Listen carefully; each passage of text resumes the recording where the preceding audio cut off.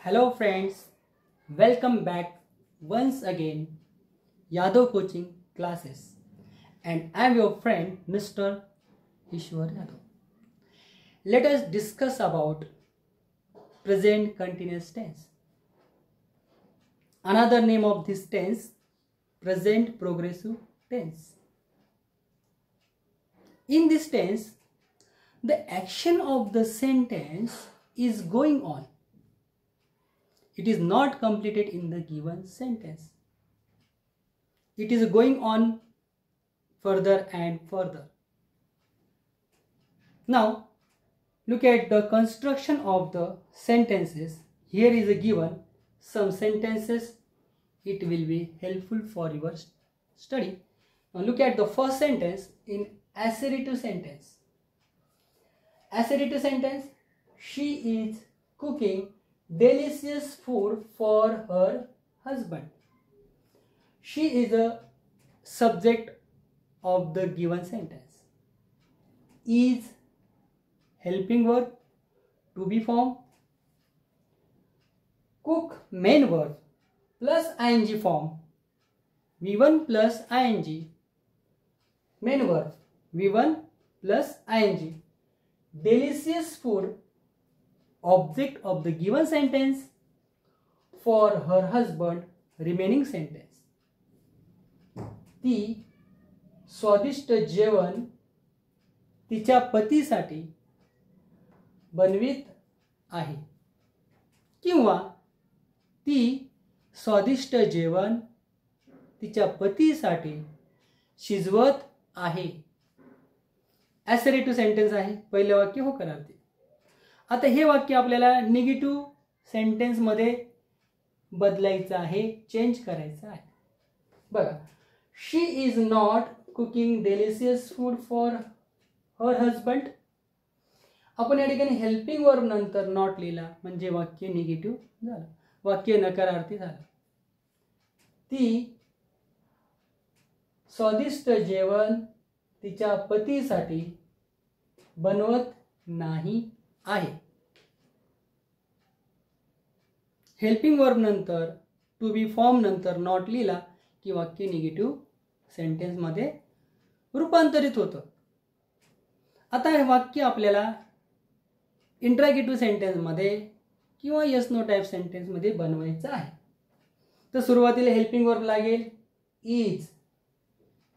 Is she cooking delicious food for her husband. Put the question mark at the last of the given sentences.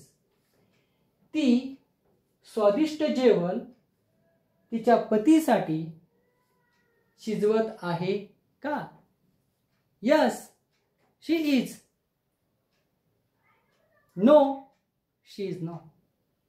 म्हणजे ह्या क्वेश्चनचा answer आपण yes किंवा no मध्ये देऊ शकतो, म्हणून तो येस नो टाईप सेंटेन्स. चौथं वाक्य आपल्याला बनवायचं आहे इंट्रॅगेटिव्ह निगेटिव्ह सेंटेन्स, ज्या वाक्यामध्ये प्रश्न आणि नकार दोन्ही आलेले असतात. बघा, सुरुवातीला हेल्पिंग वर्ब घेतलं इज शी नॉट. नॉट हा निगेटिव्ह वर्ब सब्जेक्ट नंतर लगेच यूज केला. Cook plus ing V1 plus ing cooking delicious food for her husband. Delicious food object of the sentence for her husband remaining sentence. Put the question mark at the last of the sentence. I use not here after that the subject and first use helping verb for interrogative and negative sentence. ती स्वादिष्ट जेवण तिच्या पतीसाठी बनवत नाही आहे का? या वाक्यामध्ये नकार पण दर्शवला आहे आणि प्रश्न पण आलेला आहे, म्हणून इंट्रॅगेटिव्ह आणि निगेटिव्ह सेंटेन्स आपण त्याला म्हणतो.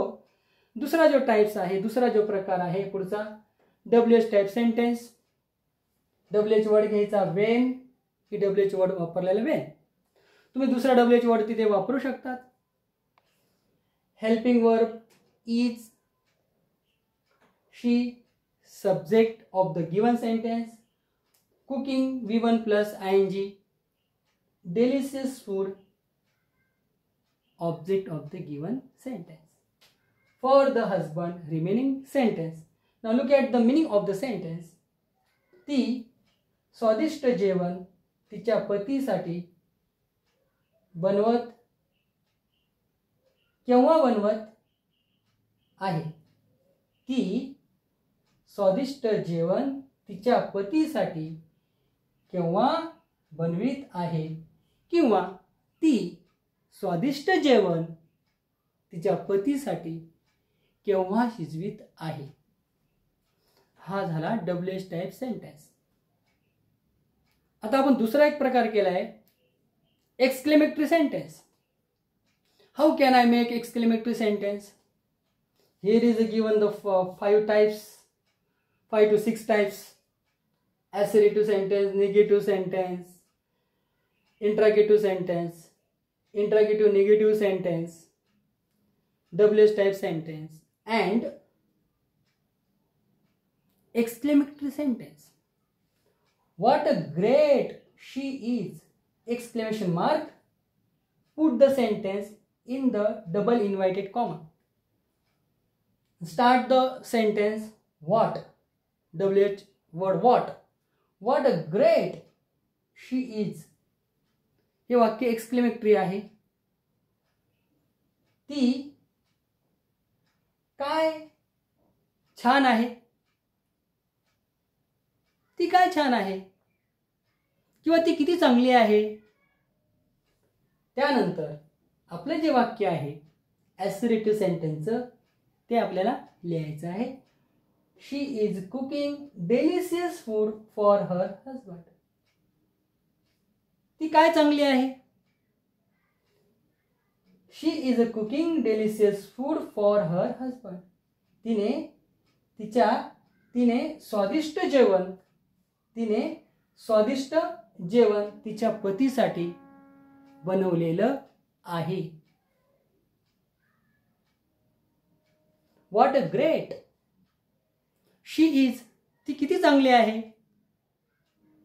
एक्सक्लेमेशन मार्क, उद्गारवाचक चिन्ह. She is cooking delicious food for her husband. ती स्वादिष्ट जेवण तिच्या पतीसाठी बनवित आहे. हे झालं exclamatory sentence. Friends, we have seen these sentences. Now, if you like my videos, please subscribe me and give me likes.